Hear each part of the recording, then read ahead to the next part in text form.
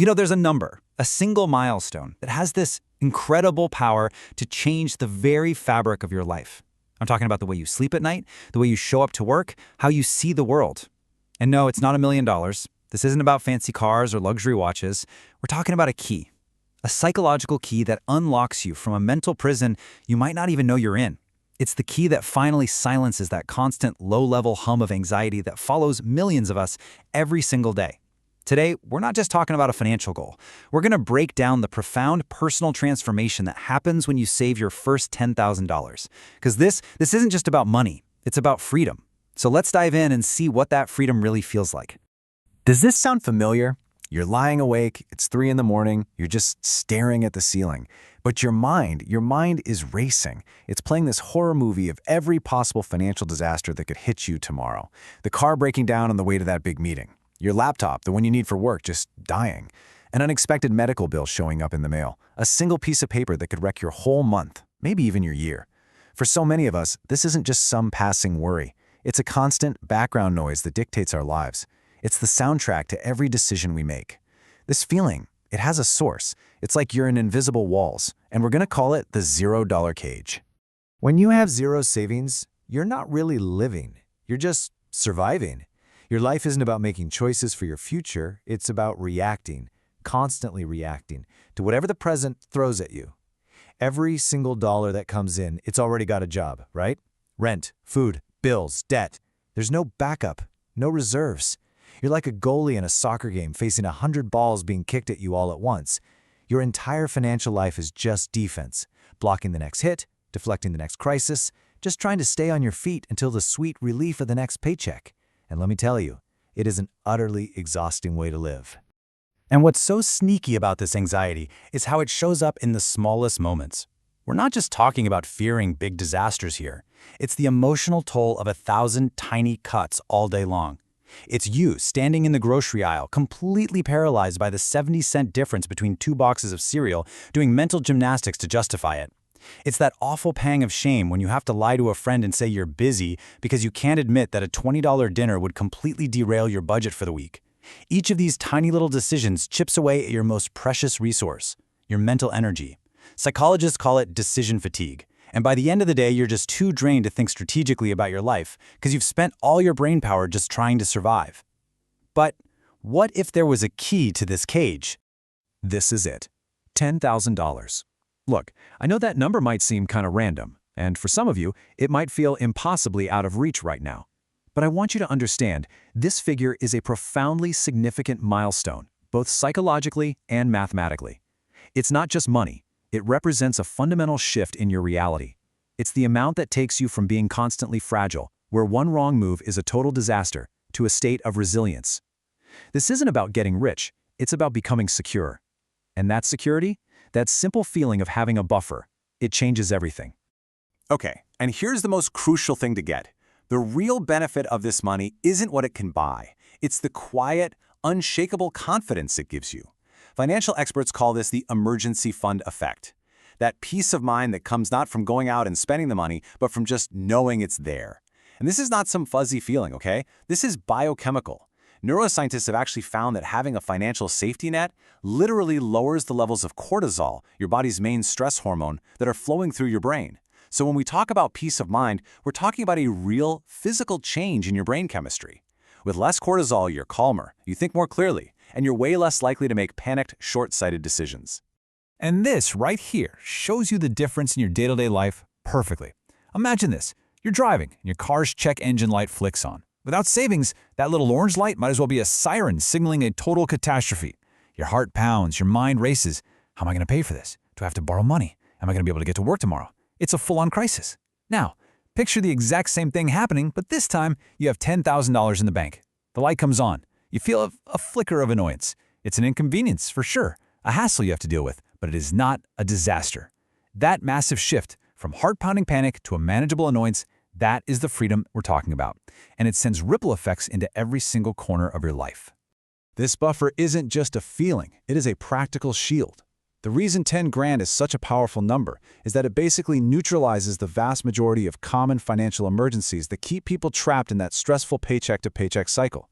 A major car repair that could run a few $1,000s, an unexpected trip to the ER, even the terrifying thought of suddenly losing your job. This amount of money gives you a critical buffer. It gives you 3 to 6 months of breathing room. That's enough time to find a new job you actually want, not just the first one you get offered out of pure desperation. You become pretty much immune to life's most common financial curveballs. Now think back to that decision fatigue we mentioned earlier, the 1,000 tiny cuts. This chart, right here, is a pretty stark picture of where your most valuable resource, your mental energy, is going when you have no savings.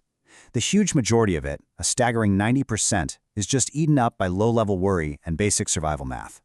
That leaves this tiny, exhausted little sliver for actually thinking about your future, your career, your goals, your happiness. But once you have that $10,000 buffer, this chart completely flips on its head.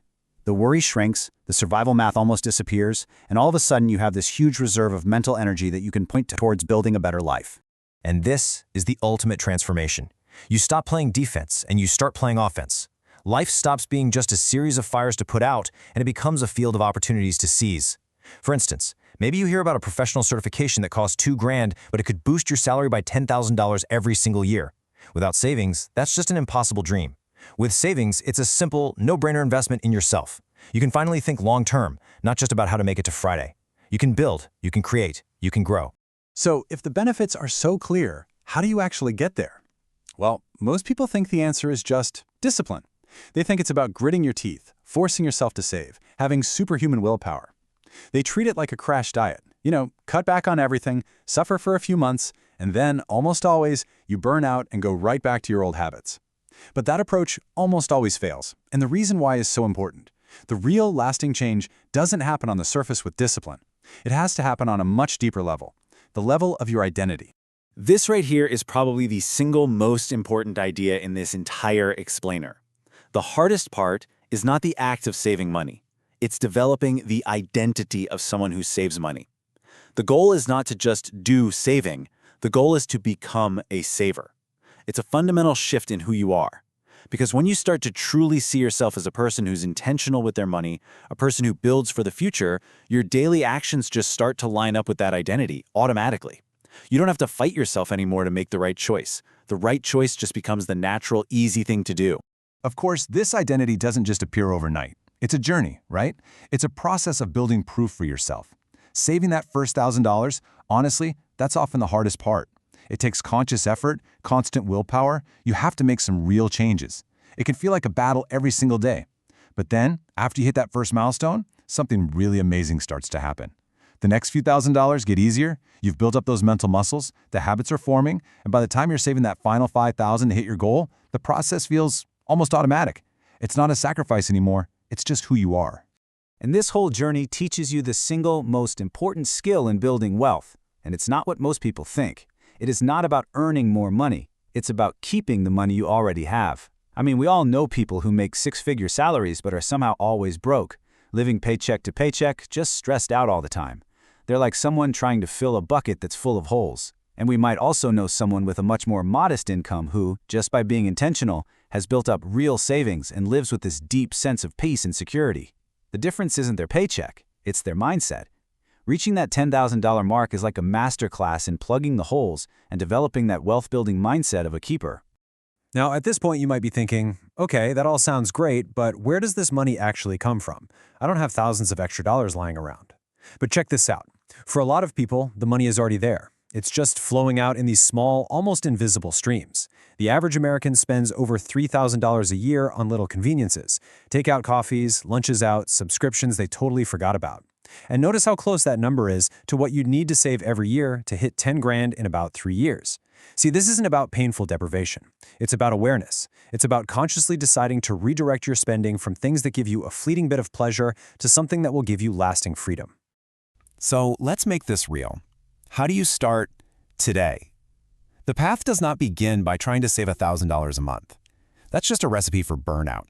No, it starts with something ridiculously small and sustainable. Maybe it's just $50 a month, maybe even 25. The amount doesn't matter at first. What matters is building the habit, proving to yourself that you can do it. The second step is absolutely critical. Automate it.